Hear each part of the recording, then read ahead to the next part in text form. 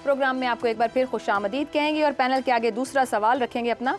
पाकिस्तान तहरीक इंसाफ का इतवार को रैली और 6 अप्रैल को जलसे का ऐलान। वुकला तहरीक चलाने का इंदिया। रिटायर्ड जज की सरबराही में इंक्वायरी कमीशन नामंजूर। क्या पाकिस्तान तहरीक इंसाफ अदलिया को मजीद पोलिटिसाइज कर रही है?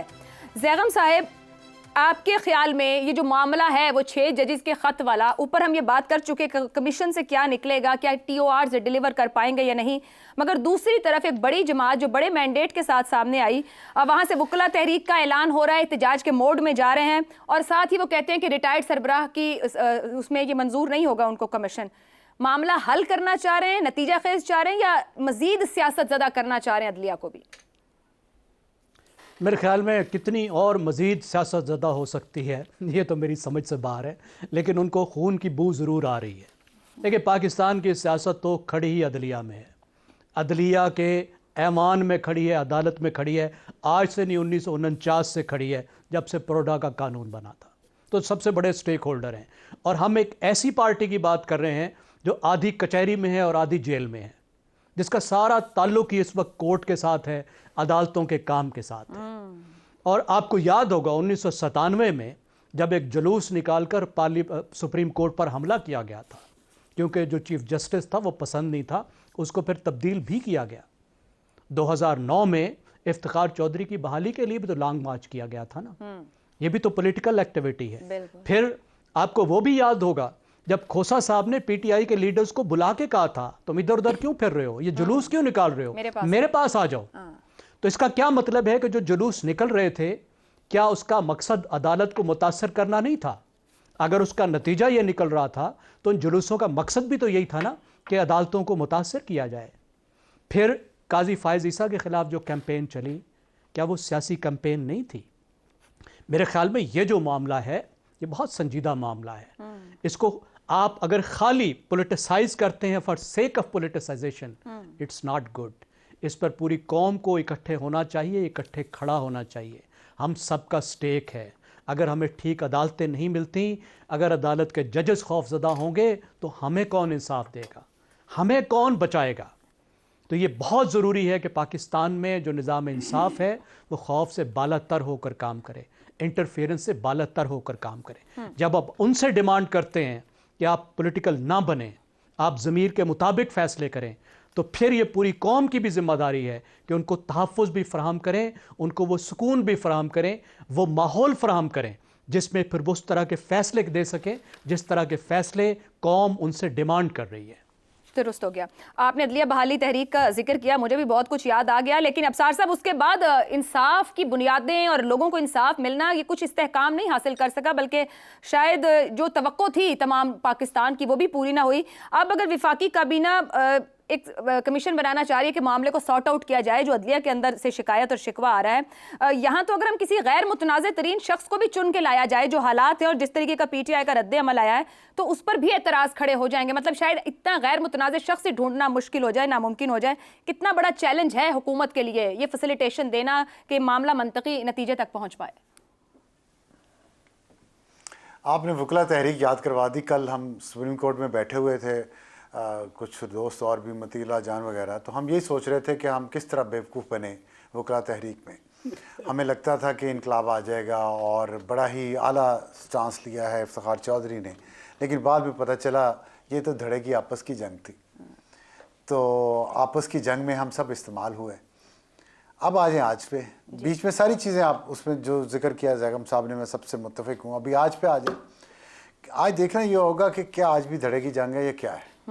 और मैं तो कल से ये कह रहा हूँ ये धड़े की जंग है। और ये जो आज PTI का रिएक्शन आया है, ये PTI का जो धड़ा है उसकी जंग है। वो उनके लिए किसी के लिए पाकिस्तान इम्पोर्टेंट नहीं है, पाकिस्तान के अवाम या उनके मसाइल अहम नहीं है। अहम ये है कि हमारा धड़ा जीत जाए, हमारे धड़े की टांग ऊपर रहे, ये झगड़ा है सारा। तो उसमें PTI बिल्कुल इसको इस्तेमाल करेगी और अपने नेगेटिव उसका जो नेगेटिव वे ऑफ पॉलिटिक्स है उसके लिए इस्तेमाल करेगी। खान साहब के पास सबसे अच्छा मौका था, जब उनको इक़्तिदार मिला तो वो नई रवायत को जन्म देते क्योंकि वो क्लीन स्लेट के साथ आए थे, पहली दफ़ा हुकूमत में आए थे, उनके पास माजी का कोई इल्ज़ाम नहीं था, माजी का कोई झगड़ा उनके खाते में नहीं था, उनके ऊपर कोई करप्शन के या दूसरे किस्म के जी उन्होंने ये किया वो कुछ नहीं था, साफ स्लेट से आए थे, एक हाथ बढ़ाते सबकी तरफ और इस मुल्क को आगे लेके चलते। नहीं किया उन्होंने। फिर पहली दफ़ा वो इक़्तिदार से निकाले गए अदम एतमाद, तब वो इस तरफ चल पड़ते कि चलें जी हम मुस्बत अपोजिशन करेंगे, हम पॉजिटिव काम करेंगे। नहीं किया उन्होंने। तब से लेके अब तक जो भी कोई काम होता है, जो भी कुछ होता है, वो हर मामले को, चाहे वो सफारती ताल्लुकात किसी दूसरे मुल्क से हों, अब वो अमरीकी सफ़ीर का इंतज़ार कर रहे हैं जेल में बैठे कि उनसे मिलने के लिए आए। और ये वही अमरीका है जिसके ख़िलाफ़ उन्होंने फ़ौज के अंदर और जुडिशरी के अंदर, मीडिया के अंदर ये बताया, अवाम को ये बताया कि मैं एंटी अमेरिका हूँ, मैं तो बहुत बड़ा इनकलाबी हूँ। अब वो इनकलाबी एक अमरीकी सफ़ीर का इंतज़ार कर रहे हैं। इसी तरह ये मौका आया, अब जो भी हुआ है, जजेस ने स्टैंड लिया है, तो आप बात बिल्कुल ठीक है कि सबको ये कहना चाहिए कम अज़ कम कि चलें यहीं से आगाज़ कर लें, कहीं से तो ये रुके। लेकिन वो इसको भी पहले ही दिन से मुतनाज़ा बनाना शुरू कर दिया। जब आप किसी चीज़ को मुतनाज़ा बना देंगे, इख्तिलाफ राय और चीज़ है, इख्तिलाफ राय आप कह सकते हैं कि हमारा भी इख्तिलाफ राय है। मैं समझता हूँ कि सुप्रीम कोर्ट का रिटायर्ड जज शायद उसके पास इतने इख्तियारात ना हो, लेकिन बात यह कि क्या आपने इस अमल को रोकना या आगे बढ़ाना है। वो रोकना चाहते हैं, वो आगे नहीं बढ़ने देना चाहते, वो कोई नतीजा नहीं निकलने देना चाहते। नतीजा निकल आया तो फिर नतीजे पे बहस होगी ना, ये अमल को मशकूक कर देते हैं ताकि नतीजे तक तो पहुंचे ना। तो ये बदकिस्मती है हमारी कि इतनी बड़ी सियासी जमात जिसको आप कह रही हैं, वो कभी किसी भी जगह हमारे शिप को किनारे पे नहीं लगने देते। नतीजा नहीं चाहते, अमल ही को मशकूक करना चाहते हैं। ब्रेक से वापस आएंगे तो शहजाद साहब और इफ्तिखार साहब से जानेंगे कि क्या तमाम स्टेक होल्डर्स ये जानना नहीं चाहते हैं कि क्या आज भी मुदाखलत हो रही है या फिर सिर्फ सियासत ही करना चाहते हैं। इस ब्रेक के बाद प्रोग्राम के आखिरी हिस्से में आपको एक बार फिर खुशामदीद कहेंगे। जजेस की जानिब से खत, पाकिस्तान तहरीक इंसाफ की जानिब से एहतजाज और तहरीक चलाने का इंदिया। शहजाद साहब, खत के मतन में यह भी था कि इस बात का भी तयन किया जाए कि आया आज भी खुफिया एजेंसी के अहलकार अदालती मामलात में मुदाखलत करते हैं या नहीं। वजीर कानून की जानिब से जो बयान दिया गया उससे कहा गया कि माजी भी इसके अंदर इंक्लूड किया जाए। अब सवाल यह है कि हमने पहले भी देखा, कभी 5-5 मिनट में भी जमानतें होती हैं और कभी महीनों में भी नहीं होती। नवाज शरीफ साहब को 5-5 मिनट में भी मिली और फिर नहीं भी मिली। यही काम इमरान खान साहब के साथ भी रहा है पिछले साल 1.5 साल के अंदर अगर हम देखें तो। ये जो सजाओं पर सजाएं हैं, ये मुदाखलत के बगैर इंसाफ के निज़ाम में आज खुद मामला तय हो रहे हैं या सब कुछ ही सियासत ज़दा है और उसके नतीजे में फैसले और मामला हमारे सामने आते हैं? आयशा, जो आपने मिसाल दी है, ये तो देखिए एक रीत है, एक रिवायत बन चुकी है।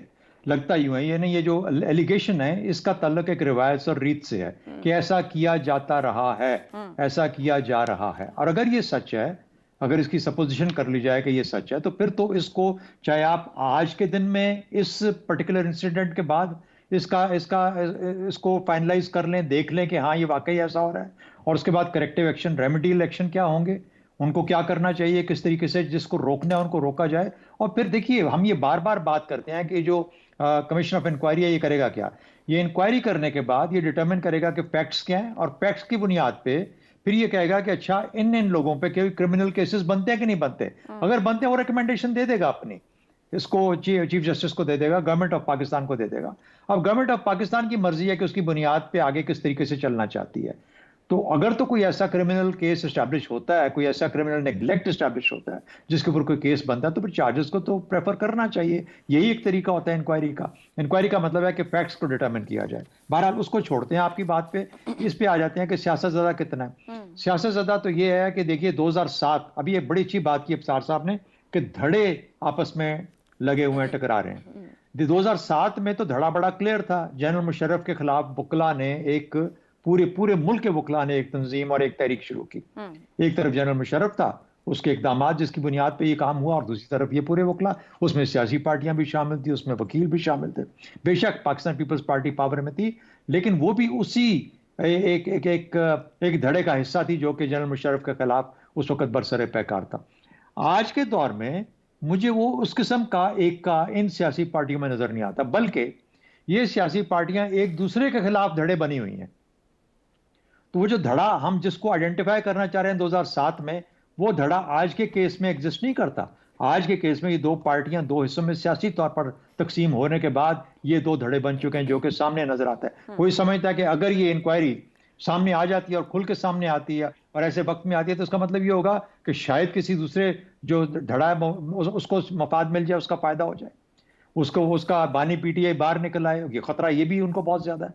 इसलिए ये दोनों अतराफ के अंदर ये कशमकश और तगदो लगी है कि ये इसका असल में होगा क्या और किस हद तक ये फाल कमीशन बन सकता है। लेकिन जहां तक वकीलों का तल्लुक है, आपका सवाल ये कि क्या ये जो वकीलों की तहरीक, मेरा अपना ख्याल ये है कि जो मेन इनकी एफर्ट है पीटीआई की, वो बानी पीटीआई को आज़ाद कराने के लिए तहरीक चलाने की, जिसका जिक्र उन्होंने 30 मार्च के जलसे की सूरत में करना था, या अब उनको इजाजत मिल गई है, करेंगे या नहीं करेंगे, लेकिन वो बहरहाल वो मेन चीज है। ये एक सपोर्टिंग मनूवर होगा, ये तो अब उनके हाथ में एक चीज आ गई, लेकिन ये वकील थोड़े से वकील होंगे, ये पूरा पाकिस्तान का नहीं। यहाँ पे तो बाहर भी सियासतज़दा हैं, यहाँ पर तो वकील भी आपस में डिवाइडेड हैं, तो इसलिए वो जो 2007 वाला इफेक्ट था वो नहीं आ पाएगा। दुरुस्त हो गया, दुरुस्त हो गया। इफ्तिखार, जहाँ हाजिर सर्विस जजेस के बारे में धड़ेबंदी की बात हो, अदालती मामलात में फेवरेटिज्म की बात हो, फैसलों पर उंगलियां उठे, क्या गैर जानिबदार जज का इंतखाब मुमकिन हो पाएगा कि इस मामला सियासतज़दा ना हो? पाकिस्तान में रहकर हमें ऐसा करना पड़ेगा ना, बाहर से तो आदमी लेके नहीं आना, इसी समाज में से हमें आदमी ढूंढना है, तो कोई ना कोई होगा, और जब कोई ना कोई होगा तो उसकी मुखालफत होगी, और मुखालफत करना एक सियासी जमात का अहम फरीज़ा है, और उन्होंने आपको वाशगाफ अल्फाज में बता दी है।